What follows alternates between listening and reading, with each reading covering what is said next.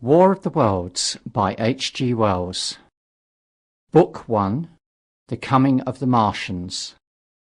Chapter 1. The Eve of War. No one would have believed in the last years of the 19th century that this world was being watched keenly and closely by intelligences greater than man's and yet as mortal as his own.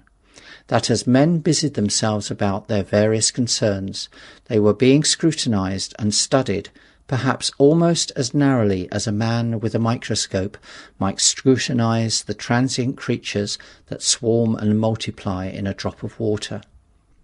With infinite complacency, men went to and fro over this globe about their little affairs, serene in their assurance of their empire over matter. It is possible that the infusoria under the microscope do the same. No one gave a thought to the older worlds of space as sources of human danger, or thought of them only to dismiss the idea of life upon them as impossible or improbable. It is curious to recall some of the mental habits of those departed days. At most, terrestrial men fancied that there might be other men upon Mars, perhaps inferior to themselves and ready to welcome a missionary enterprise. Yet across the gulf of space, minds that are to our minds as ours are to those of the beasts that perish, intellect vast and cruel and unsympathetic, regarded this earth with envious eyes, and slowly and surely drew their plans against us. And early in the 20th century came the great disillusionment. The planet Mars, I scarcely need to remind the reader, revolves about the Sun at a mean distance of 140 million miles, and the light and heat it receives from the Sun is barely half of that received by this world. It must be, if the nebular hypothesis has any truth, older than our world, and long before this earth ceased to be molten, life upon its surface must have begun its course. The fact that it is scarcely 1/7 of the volume of the earth must have accelerated its cooling to the temperature at which life could begin. It has air and water and all that is necessary for the support of animated existence. Yet so vain is man and so blinded by his vanity that no writer up to the very end of the 19th century expressed any idea that intelligent life might have developed there far, and indeed at all, beyond its earthly level. Nor was it generally understood that since Mars is older than our Earth, with scarcely a quarter of the superficial area and remoter from the Sun, it necessarily follows that it is not only more distant from time's beginning, but nearer its end. The secular cooling that must some day overtake our planet has already gone far indeed with our neighbour. Its physical condition is still largely a mystery, but we know now that even in its equatorial region the midday temperature barely approaches that of our coldest winter. Its air is much more attenuated than ours. Its oceans have shrunk until they cover but 1/3 of its surface, and as its slow seasons change, huge snowcaps gather and melt about either pole and periodically inundate its temperate zones. That last stage of exhaustion, which to us is still incredibly remote, has become a present-day problem for the inhabitants of Mars. The immediate pressure of necessity has brightened their intellects, enlarged their powers, and hardened their hearts. And looking across space with instruments and intelligences such as we have scarcely dreamed of, they see, at its nearest distance only 35 million of miles sunward of them, a morning star of hope, our own warmer planet, green with vegetation and grey with water, with a cloudy atmosphere eloquent of fertility, with glimpses through its drifting cloud wisps of broad stretches of populous country and narrow, navy-crowded seas. And before we judge them too harshly, we must remember what ruthless and utter destruction our own species has wrought, not only upon animals, such as the vanished bison and the dodo, but upon its inferior races.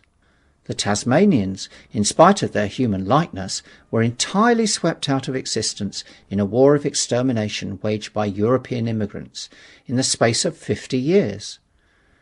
Are we such apostles of mercy as to complain if the Martians warred in the same spirit? The Martians seem to have calculated their descent with amazing subtlety. Their mathematical learning is evidently far in excess of ours, and to have carried out their preparations with a well-nigh perfect unanimity. Had our instruments permitted it, we might have seen the gathering trouble far back in the 19th century. Men like Schiaparelli watched the red planet. It is odd, by and by, that for countless centuries Mars has been the star of war, but failed to interpret the fluctuating appearances of the markings they map so well. All that time the Martians must have been getting ready. During the opposition of 1894, a great light was seen on the illuminated part of the disk. First at the Lick Observatory, then by Perrotin in Nice, and then by other observers. English readers heard of it first in the issue of Nature dated August 2nd. I am inclined to think that this blaze may have been the casting of the huge gun, in the vast pit sunk into their planet, from which their shots were fired at us. Peculiar markings, as yet explained, were seen near the site of that outbreak during the next two oppositions. The storm burst upon us 6 years ago now. As Mars approached opposition, Lavelle of Java set the wires of the astronomical exchange palpitating with the amazing intelligence of a huge outbreak of incandescent gas upon the planet.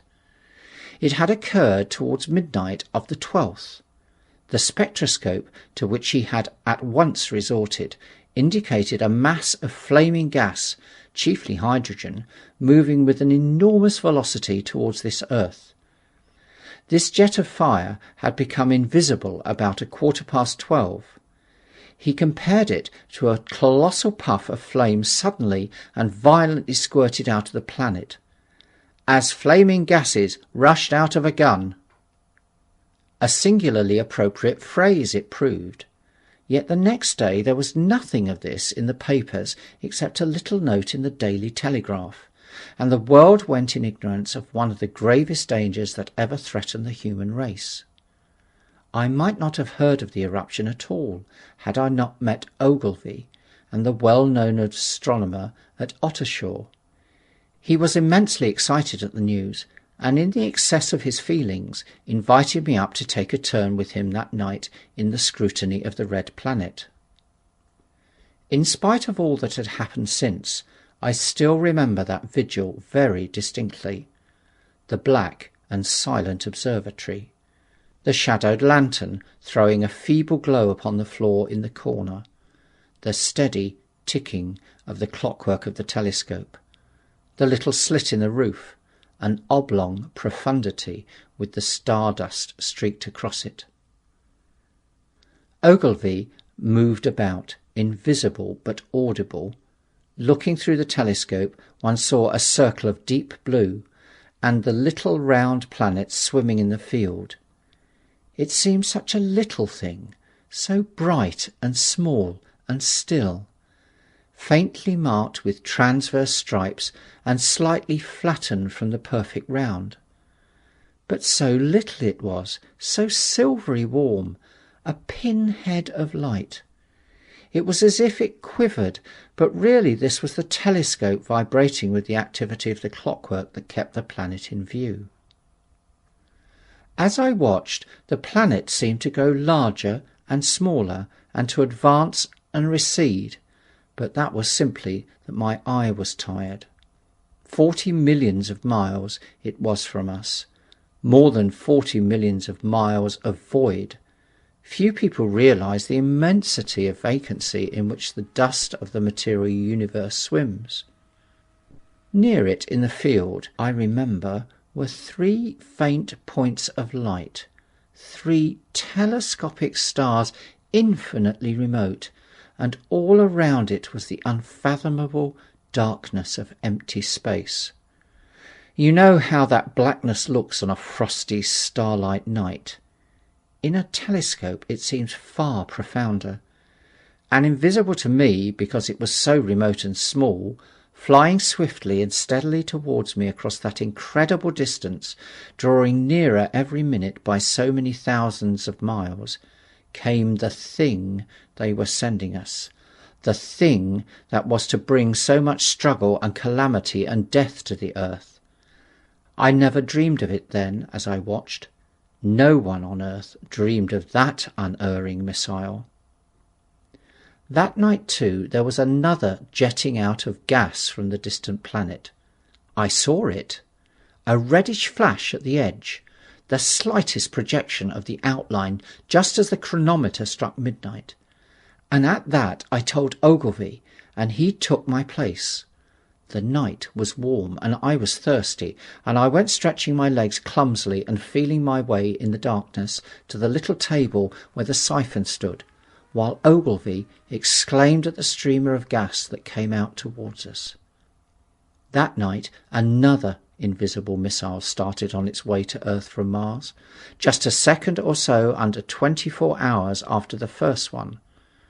I remember how I sat on the table there in the blackness, with patches of green and crimson swimming before my eyes. I wished I had a light to smoke by, little suspecting the meaning of the minute gleam I had seen, and all that it would presently bring me.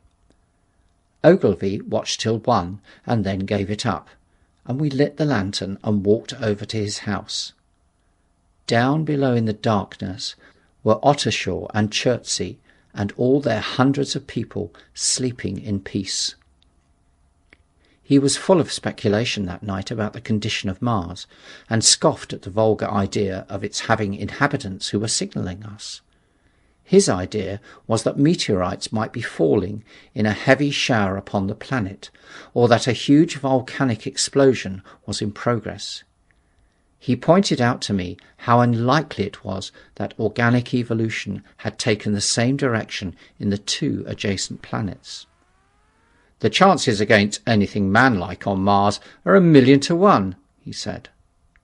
Hundreds of observers saw the flame that night, and the night after, about midnight, and again the night after, and so for 10 nights, a flame each night. Why the shot ceased after the 10th, no one on Earth has attempted to explain. It may be the gases of the firing caused the Martians inconvenience. Dense clouds of smoke or dust, visible through a powerful telescope on Earth as little grey fluctuating patches, spread through the clearness of the planet's atmosphere and obscured its more familiar features.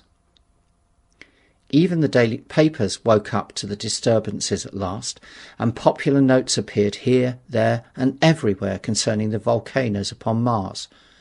The serio-comic periodical Punch, I remember, made a happy use of it in the political cartoon. And all unsuspected, those missiles the Martians had fired at us drew earthward, rushing now at a pace of many miles a second through the empty gulf of space, hour by hour and day by day, nearer and nearer. It seems to me now almost incredibly wonderful that with that swift fate hanging over us, men could go about their pretty concerns as they did. I remember how jubilant Markham was at securing a new photograph of the planet for the illustrated paper he edited in those days. People in these latter times scarcely realize the abundance and enterprise of our 19th century papers. For my part, I was much occupied in learning to ride the bicycle, and busy upon a series of papers discussing the probable developments of moral ideas as civilization progressed. One night, the first missile then could scarcely have been 10 million miles away, I went for a walk with my wife. It was starlight, and I explained the signs of the zodiac to her, and pointed out Mars, a bright dot of light creeping zenithward, towards which so many telescopes were pointed. It was a warm night. Coming home, a party of excursionists from Chertsey or Isleworth passed us singing and playing music. There were lights in the upper windows of the houses as the people went to bed. From the railway station in the distance came the sound of shunting trains, ringing and rumbling, softened almost into melody by the distance. My wife pointed out to me the brightness of the red, green and yellow signal lights hanging in a framework against the sky. It seemed so safe and tranquil. End of chapter 1.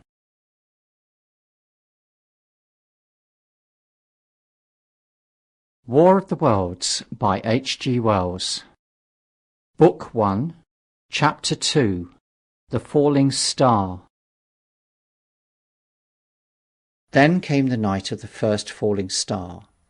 It was seen early in the morning, rushing over Winchester eastward, a line of flame high in the atmosphere. Hundreds must have seen it and taken it for an ordinary falling star. Albin described it as leaving a greenish streak behind it that glowed for some seconds.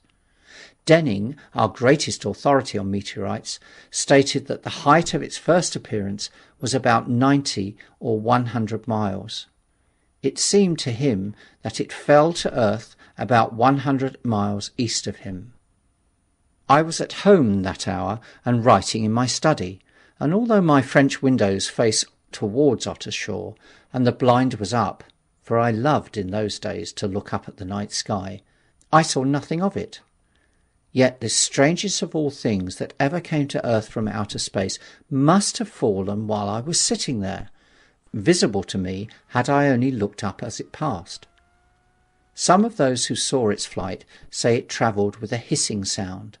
I myself heard nothing of that.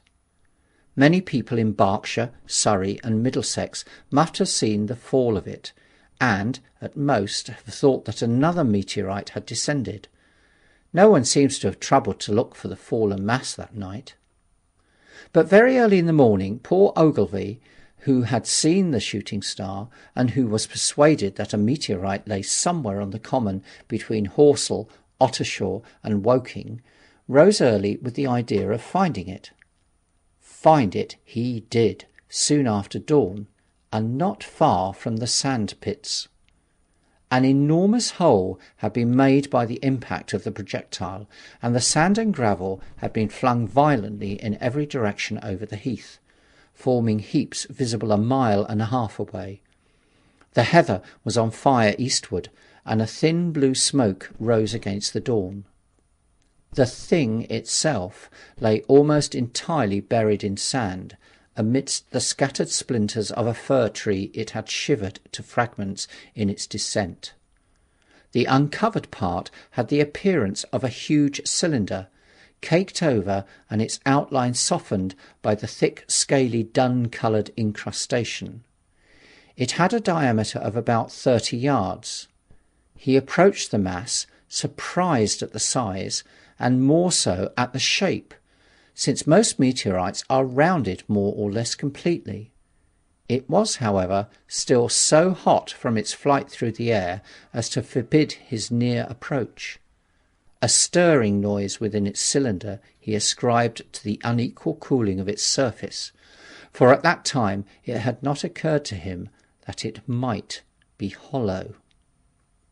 He remained standing at the edge of the pit that the thing had made for itself, staring at its strange appearance, astonished chiefly at its unusual shape and colour, and dimly perceiving even then some evidence of design in its arrival. The early morning was wonderfully still, and the sun, just clearing the pine trees towards Weybridge, was already warm. He did not remember hearing any birds that morning. There was certainly no breeze stirring, and the only sounds were the faint movements from within the cindery cylinder. He was all alone on the common. Then suddenly he noticed with a start that some of the grey clinker, the ashy incrustation that covered the meteorite, was falling off the circular edge of the end. It was dropping off in flakes and raining down upon the sand. A large piece suddenly came off and fell with a sharp noise that brought his heart into his mouth. For a minute he scarcely realised what this meant, and although the heat was excessive, he clambered down into the pit close to the bulk to see the thing more clearly. He fancied even then that the cooling of the body might account for this, but what disturbed that idea was the fact that the ash was falling only from the end of the cylinder. And then he perceived that very slowly the circular top of the cylinder was rotating on its body. It was such a gradual movement that he discovered it only through noticing that a black mark that had been near him 5 minutes ago was now at the other side of the circumference. Even then he scarcely understood what this indicated, until he heard a muffled grating sound and saw the black mark jerk forward an inch or so. Then the thing came upon him in a flash. The cylinder was artificial, hollow, with an end that screwed out. Something within the cylinder was unscrewing the top. "Good heavens!" said Ogilvy. "There's a man in it! Men in it! Half roasted to death, trying to escape!" At once, with a quick mental leap, he linked the thing with the flash on Mars. The thought of the confined creature was so dreadful to him that he forgot the heat and went forward to the cylinder to help turn. But luckily the dull radiation arrested him before he could burn his hands on the still glowing metal. At that he stood irresolute for a moment, then turned, scrambled out of the pit, and set off running wildly into Woking. The time then must have been somewhere about 6 o'clock. He met a waggoner and tried to make him understand, but the tale he told and his appearance were so wild, his hat had fallen off in the pit, that the man simply drove on. He was equally unsuccessful with the potman, who was just unlocking the doors of the public house by Horsell Bridge. The fellow thought he was a lunatic at large, and made an unsuccessful attempt to shut him into the tap-room. That sobered him a little, and when he saw Henderson, the London journalist, in the garden, he called over the palings and made himself understood. "Henderson," he called, "you saw the shooting star last night?" "Well," said Henderson, "it's out on Horsell Common, now." "Good Lord," said Henderson, "fallen meteorite? That's good." "But it's something more than a meteorite. It's a cylinder, an artificial cylinder, man, and there's something inside." Henderson stood up with his spade in his hand. "What's that?" he said. He was deaf in one ear. Ogilvy told him all that he had seen. Henderson was a minute or so taking it in. Then he dropped his spade, snatched up his jacket, and came out into the road. The two men hurried back at once to the common, and found the cylinder still lying in the same position. But now the sounds inside had ceased, and a thin circle of bright metal showed between the top and the body of the cylinder. Air was either entering or escaping at the rim, with a thin, sizzling sound. They listened, rapped on the scaly burnt metal with a stick, and meeting with no response, they concluded the man or men inside must be insensible or dead. Of course, the two were quite unable to do anything. They shouted consolation and promises, and went off back to the town again to get help. One can imagine them, covered with sand, excited and disordered, running up the little street in the bright sunlight, just as the shop folks were taking down their shutters and people were opening their bedroom windows. Henderson went into the railway station at once in order to telegraph the news to London. The newspaper articles had prepared men's mind for the reception of the idea. By 8 o'clock a number of boys and unemployed men had already started for the common to see the dead men from Mars. That was the form the story took. I heard of it first from my newspaper boy about 9:15, when I went out to get my daily chronicle. I was naturally startled, and lost no time in going out and across the Ottershaw Bridge to the sandpits. End of chapter 2.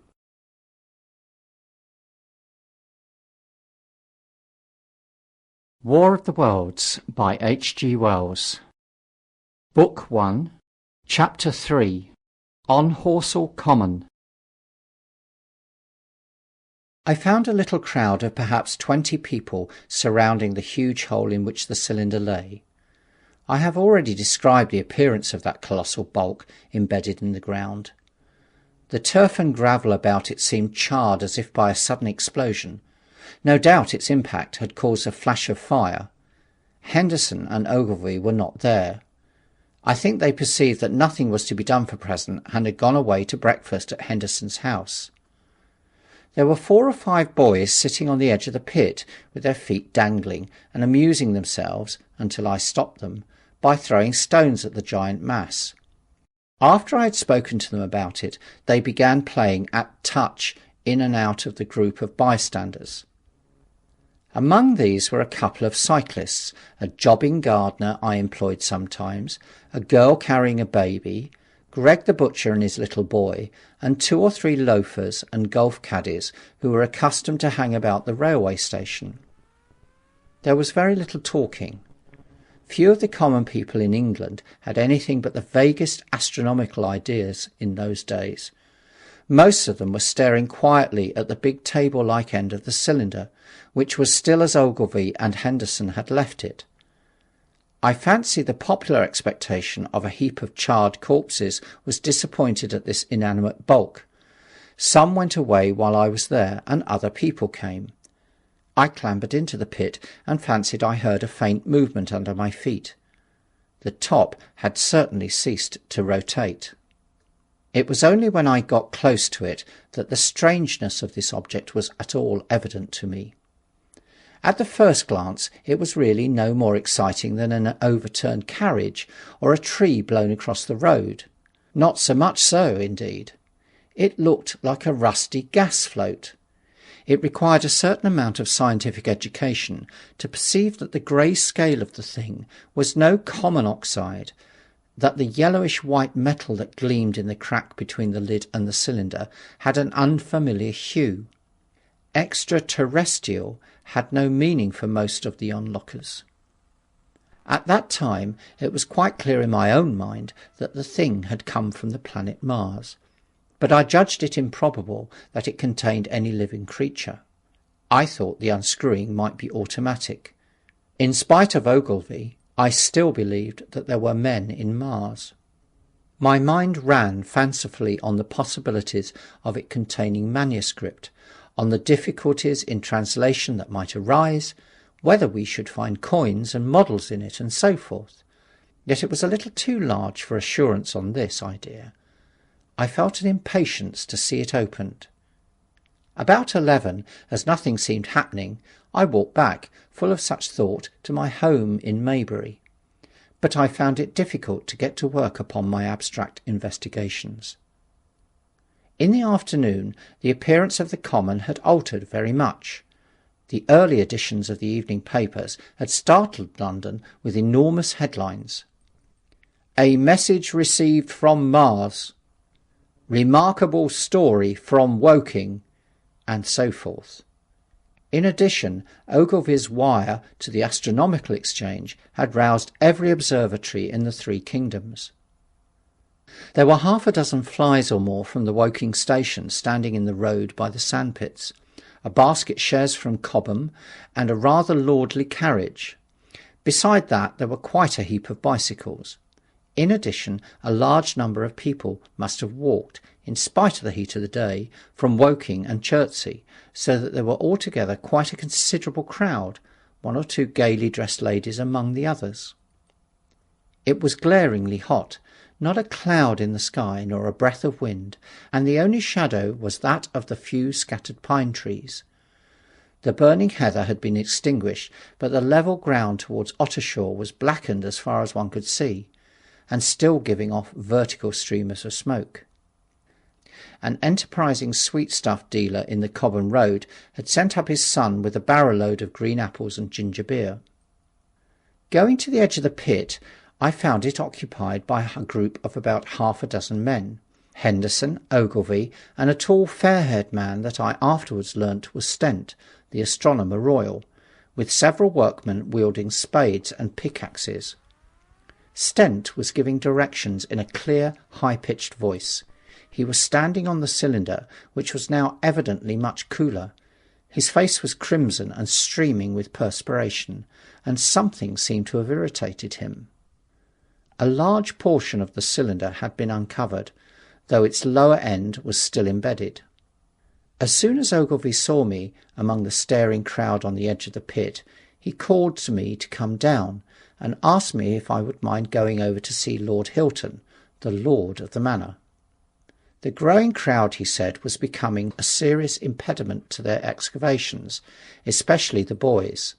They wanted a light railing put up and help to keep the people back. He told me that a faint stirring was occasionally still audible within the case, but that the workmen had failed to unscrew the top, as it afforded no grip to them. The case appeared to be enormously thick, and it was possible that the faint sounds we heard represented a noisy tumult in the interior. I was very glad to do as he asked, and so become one of the privileged spectators within the contemplated enclosure. I failed to find Lord Hilton at his house, but I was told he was expected from London by the 6 o'clock train from Waterloo, and as it was then about 5:15, I went home and had some tea, and walked up to the station to waylay him. End of chapter 3.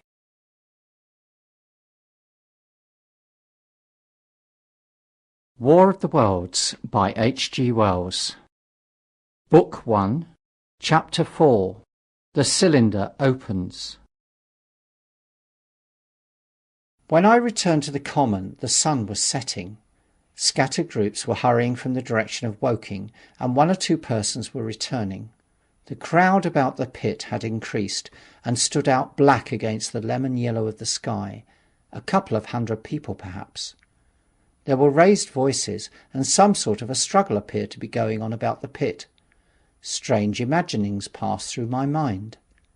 As I drew nearer, I heard Stent's voice. "Keep back! Keep back!" A boy came running towards me. "It's moving," he said to me as he passed. "A screwing, and a screwing out. I don't like it. I'm going home, I am." I went on to the crowd. There were really, I should think, 200 or 300 people elbowing and jostling one another, the 1 or 2 ladies there being by no means the least active. "He's fallen in the pit!" cried someone. "Keep back!" said several. The crowd swayed a little, and I elbowed my way through. Everyone seemed greatly excited. I heard a peculiar humming sound from the pit. "I say," said Ogilvy, "help keep these idiots back. We don't know what's in the confounded thing, you know." I saw a young man, a shop assistant in Woking, I believe he was, standing on the cylinder and trying to scramble out of the hole again. The crowd had pushed him in. The end of the cylinder was being screwed out from within. Nearly 2 feet of the shining screw projected. Somebody blundered against me, and I narrowly missed being pitched on top of the screw. I turned, and as I did so, the screw must have come out, for the lid of the cylinder fell onto the gravel with a ringing concussion. I struck my elbow into the person behind me and turned my head towards the thing again. For a moment that circular cavity seemed perfectly black. I had the sunset in my eyes. I think everyone expected to see a man emerge, possibly something a little unlike a terrestrial man, but in all essentials a man. I know I did.